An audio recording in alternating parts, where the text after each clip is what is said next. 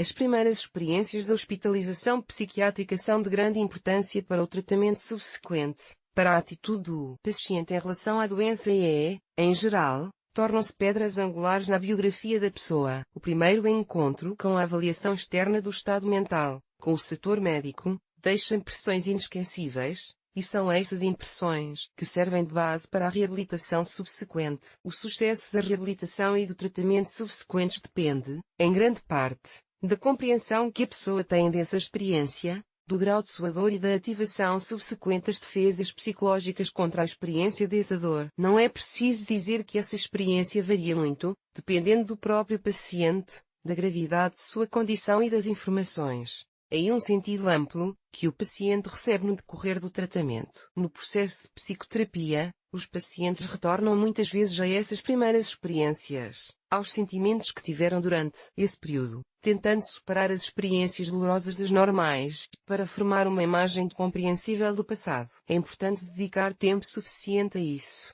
pois essas experiências geralmente são cruciais para formar uma crítica da doença. E se elas foram muito traumáticas para o paciente, o acesso à crítica ficará fechado por um longo tempo. Aqui estão algumas citações das memórias dos pacientes, mantidas a ortografia e a pontuação do autor. Eu sou uma missão. Esse foi o slogan com o qual fui levada a um hospital. Ou melhor, minha mãe me disse que eu deveria ser examinada por médicos, o que me incentivou a não recusar a viagem ao asilo, como eu o chamava. Os médicos me perguntaram qual era a minha missão, e eu respondi que tinha de levar alegria e jovialidade às pessoas, e que tinha de dar à luz uma criança, o que não seria uma missão. Fui designada para a primeira ala, como percebi mais tarde, para os recém-chegados, com uma garota suicida deitada ao meu lado e uma mulher em estado completamente vegetal do outro lado da cama. Os primeiros dias foram divertidos. Fui selecionado para o tratamento e tentei injetar todos os tipos de medicamentos. Não gosto de injeções.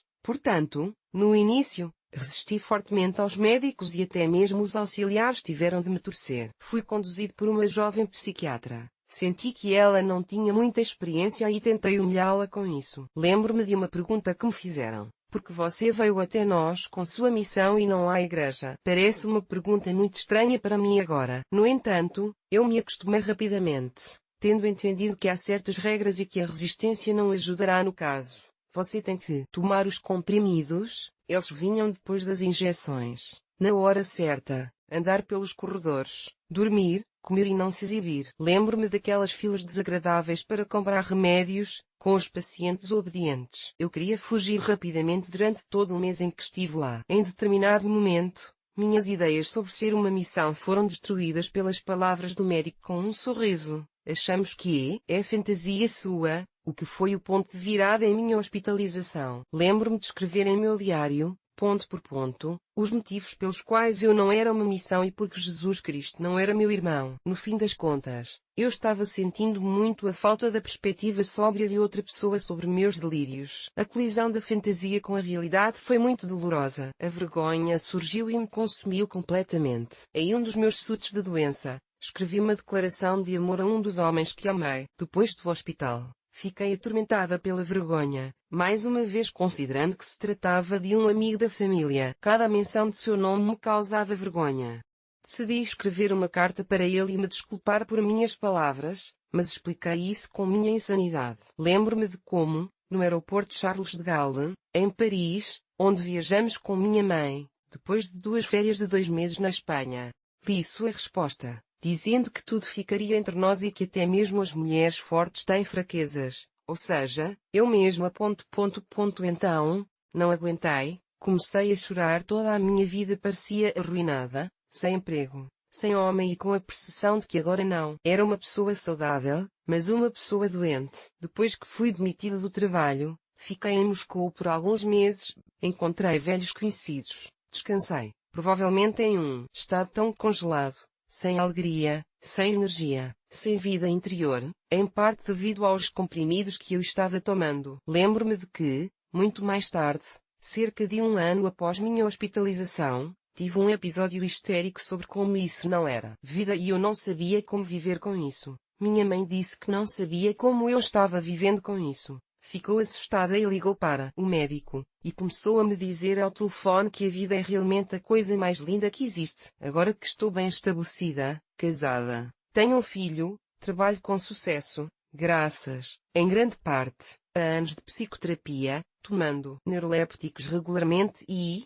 provavelmente, a um forte desejo de viver a vida de uma pessoa normal. Ainda me sinto como uma pessoa não totalmente saudável, mas aprendi a aproveitar a vida, a ficar feliz comigo mesma, por estar indo bem e conseguindo lidar com a situação, e a ser capaz de controlar minha loucura. Esse relatório cita com precisão as experiências mais difíceis das primeiras hospitalizações, humilhação e vergonha, medo devido à consciência da gravidade do transtorno mental. Esses sentimentos se tornam tão difíceis de conviver que bloqueiam a formação de um quadro adequado da doença e a crítica à própria condição. Os pacientes deixam o hospital, param de ser tratados e muitos entram no segundo e no terceiro círculo. Muitas vezes, o primeiro episódio é uma série de episódios e hospitalizações subsequentes. É importante considerar o que o sistema psiquiátrico contribui para esses sentimentos e o que é uma experiência natural pós-psicótica. É ingênuo acreditar que o sistema possa eliminar essas experiências dos consumidores de saúde mental. Elas são naturais e necessárias para a reabilitação. Entretanto,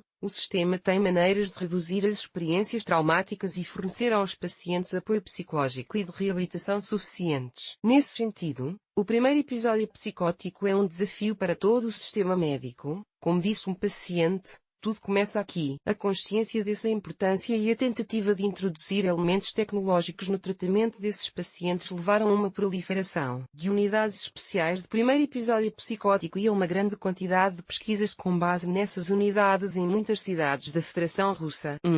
Deve-se observar que esses pacientes são particularmente importantes para a prática particular de psicólogos clínicos e psiquiatras. Há uma ampla categoria de pacientes que tiveram uma ou duas hospitalizações e posterior remissão de longo prazo. Esses pacientes tendem a evitar ser registrados na IP após a primeira hospitalização, especialmente se forem tratados em uma base comercial. Dessa forma, eles permanecem apenas na prática privada e é fundamental que a prática privada atenda às necessidades desses pacientes e cumpra os padrões de atendimento, trabalhando em equipe entre um médico e um psicólogo clínico. Outra lembrança de um paciente após uma longa reabilitação depois de ser retirado do registro psiquiátrico, é impossível esquecer a experiência psiquiátrica. Pessoalmente, ela me deu uma percepção muito importante. Os problemas psiquiátricos precisam ser tratados com medicação.